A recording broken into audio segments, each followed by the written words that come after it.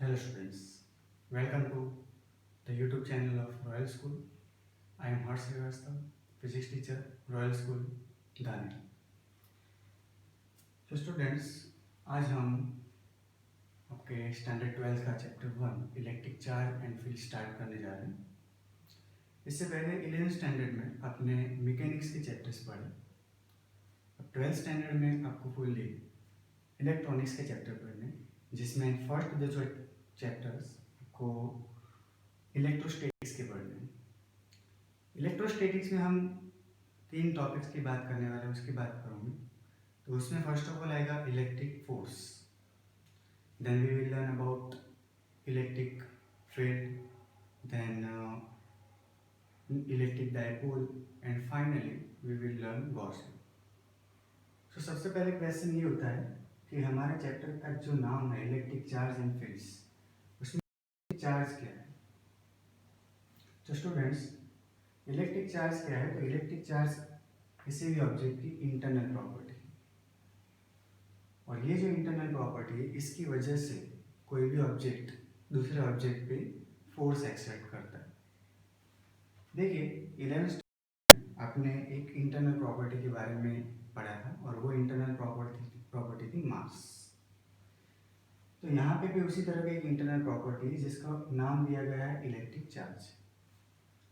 तो मास की वजह से आप देखो कि due to mass an object exert attractive force on other objects.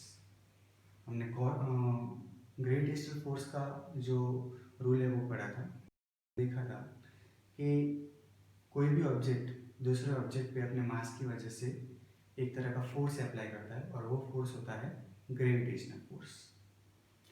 तो उसी तरह इलेक्ट्रिक चार्ज की वजह से भी पार्टिकल क्या करता है, दूसरे पार्टिकल पे फोर्स लगाता है, और उस फोर्स को हम नाम देते हैं इलेक्ट्रिक फोर्स. तो ये जो फोर्स है वो दो तरह के, एक अट्रैक्टिव और दूसरा रिपल्सिव. तो अगर दो अनलाइक चार्जेज है, अनलाइक चार्जेज मतलब आप जानते हो कि नेचर में जनरली दो तरह के चार्जेज होते हैं, positive and negative. Chargeless particles भी होते हैं. प्रीवियस स्टैंडर्ड्स में आपने पढ़ा होगा कि प्रोटॉन जो है वो पॉजिटिवली चार्ज है, और इलेक्ट्रॉन जो है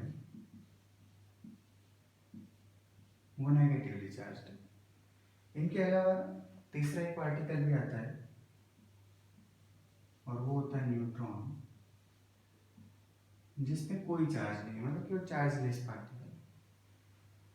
तो आप देखिए कि अगर प्रोटॉन और इलेक्ट्रॉन की बात करें तो ये दोनों अनलाइक चार्जेस है, एक पॉजिटिव चार्ज है और दूसरा नेगेटिव चार्ज है. तो पॉजिटिव और नेगेटिव के बीच में ऑलवेज एट्रैक्टिव फोर्स लगता है, इसको आप ध्यान रख लीजिए. There is attractive force between positive and negative charge between two unlike charges. It means कि प्रोटॉन और इलेक्ट्रॉन के बीच में ऑलवेज कौन सा फोर्स होगा, तो एट्रैक्टिव फोर्स होगा. बात करें लाइक चार्जेस मतलब कि अगर दोनों सेम चार्जेस, अगर दोनों की साइन सेम है, मतलब कि अगर दोनों पॉजिटिव चार्ज है या तो दोनों नेगेटिव चार्ज है, तो इस केस में उनके बीच में रिपल्सिव फोर्स लगता है.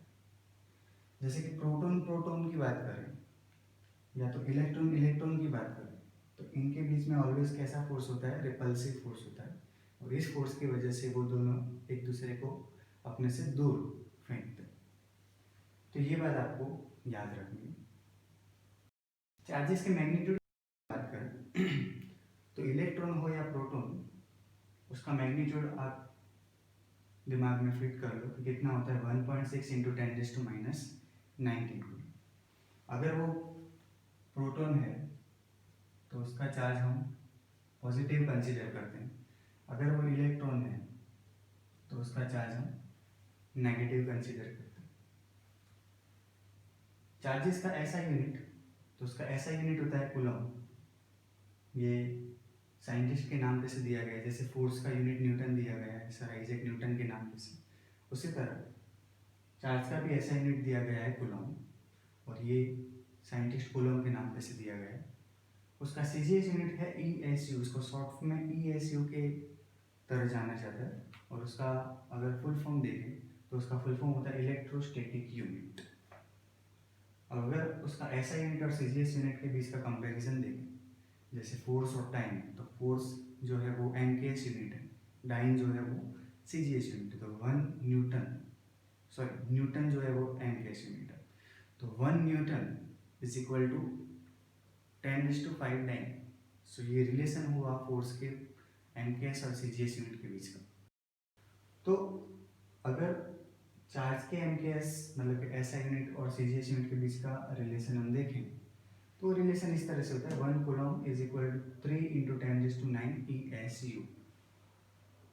अब इसको याद रखना भी बहुत सिंपल है। कैसे? तो आप जानते हो कि लाइट की वैक्यूम में स्पीड क्या होती है, 3 × 10⁸ मीटर पर सेकेंड। तो यहाँ पे बस उसी तरह से याद रखना है, 3 × 10⁸ की जगह 10⁹ तो 3 × 10⁹ electrostatic unit which is equal to 1 coulomb. तो स्टूडेंट्स यहाँ पे अगर 1 कूलम की अगर हम डेफिनेशन देखें, तो डेफिनेशन देखने से पहले आपको मैं आपका एक इम्पोर्टेंट फार्मूला जो कि आपके 10th स्टैंडर्ड में आया था वो रिमाइंड करवा देता हूँ। और वो फार्मूला था Q is equal to IT। आपके 10th स्टैंडर्ड के इलेक्ट्रिसिटी चैप्टर में ये फार्मूला आया हुआ है आपका। तो ये फार्मूला क्या शो करता है? तो ये शो करता है कि अगर कोई कंडक्टर है, जैसे कि ये कोई कंडक्टर है, इसके किसी एक क्रॉस सेक्शन में से 1 सेकंड में जितना भी चार्ज फ्लो होता है, उस चार्ज के अमाउंट को हम 1 कूलम चार्ज बोलते हैं। तो देखिए यहाँ पे मैंने डेफिनेशन लिखी हुई है कि if a current passing through a conductor in 1 second is 1 ampere, then the amount of charge passing is called 1 coulomb. मतलब कि 1 सेकंड में अगर 1 एम्पियर करंट पास होता है किसी भी कंडक्टर में से, जो चार्ज का अमाउंट है वो हम कितना कंसीडर करते हैं, तो 1 कूलम। इसके बारे में ज़्यादा इंफॉर्मेशन हम चैप्टर 3 करंट इलेक्ट्रिसिटी में गेट करेंगे, बट अभी जस्ट आप इतना ही याद रखिए कि अगर किसी कंडक्टर में से 1 सेकंड में 1 एम्पियर करंट पास होता है तो उसमें से 1 कूलम चार्ज पास हो रहा है, ऐसा हम अज्यूम करेंगे। इसके अलावा जो भी मैंने फंडामेंटल चार्जेस यहाँ पे मेंशन किए हुए हैं, प्रोटॉन, इलेक्ट्रॉन, न्यूट्रॉन, तो इनके मास भी हमको पता होनी चाहिए, क्योंकि फिजिक्स आप फर्दर चैप्टर्स देखोगे तो उसमें इन 3 चार्ज पार्टिकल्स के मास की हमको बार बार ज़रूरत पड़ेगी। तो उनके मास जो है वो भी मैं आपको बता देता हूँ। तो न्यूट्रॉन और प्रोटॉन का मास तो सेम है। न्यूट्रॉन को मास को Mn और प्रोटॉन के मास को Mp से डिनोट किया जाता है। और वो मास आप याद रख लीजिए, 1.67 × 10⁻27 kg। और इलेक्ट्रॉन का जो मास है, मास ऑफ इलेक्ट्रॉन, वो होता है 9.1 × 10⁻31 kg। तो स्टूडेंट्स, फिर से एक बार मैं ये जो भी इंफॉर्मेशन, जो इंट्रोडक्शन है इलेक्ट्रिक चार्ज का, उसको फिर से मैं आपको रिवाइज करवा।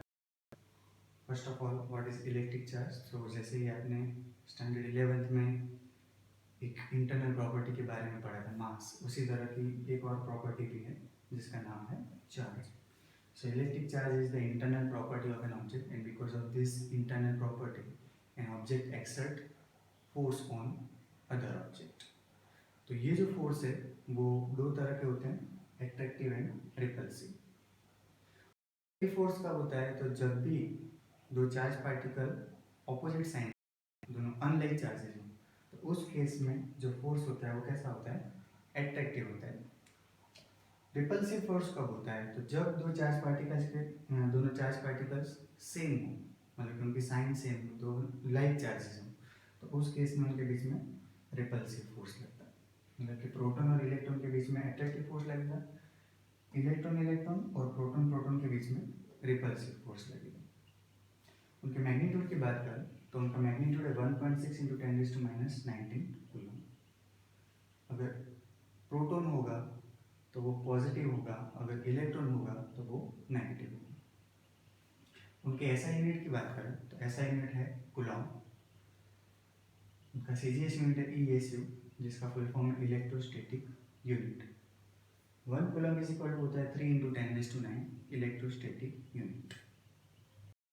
1 कूलम की डेफिनेशन गेट करने के लिए हम हमारा जो फेमस फॉर्मूला है Q is equal to IT पे कॉन्सेंट्रेशन करेंगे।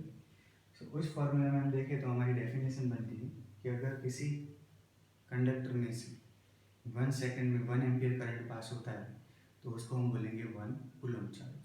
तो अमाउंट ऑफ चार्ज जो है वो हो जाएगा 1 कूलम।